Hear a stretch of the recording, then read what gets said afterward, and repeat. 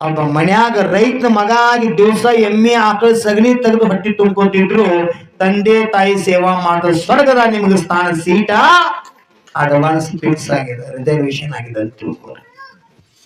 ಅದಕ್ಕೆ ಬಸವಣ್ಣವ್ರು ಹೇಳ್ರಿ, ಇಲ್ಲಿ ಸಲ್ಲುವವರು ಅಲ್ಲಿಯೂ ಸಲ್ಲುವವರಯ್ಯ, ಇಲ್ಲಿ ಸಲ್ಲದವರು ಅಲ್ಲಿಯೂ ಸಲ್ಲದವರಯ್ಯ. ಇಲ್ಲಿ 4 ಮಂದಿ ಬಾಯಾಗ ಬೇಕಾಗಿದ್ರಂದ್ರ ಅಲ್ಲಿ ಅವ್ರಿಗೂ ಬೇಕಾಗಿರಂದ.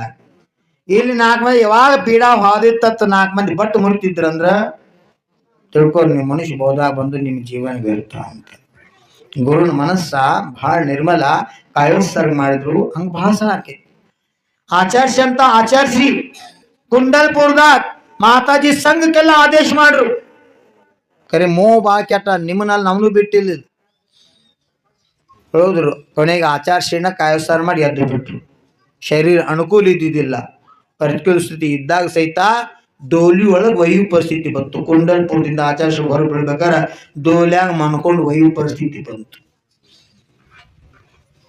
ಆಜ್ಞಾಧಾರಕ ಶಿಷ್ಯ ಗುರು ಬಾಯಿಂದಲ್ಲ ಕಣ್ಣಿನಿಂದ ಹೇಳ್ರ ಯಾವ ಶಿಷ್ಯ ಕೇಳ್ತಾನ ಆ ಶಿಷ್ಯ ಗುರುವಿಗಿಂತ ಮೊದಲು ಮೋಕ್ಷಕ್ಕೆ ಹೋಗ್ತಾನ.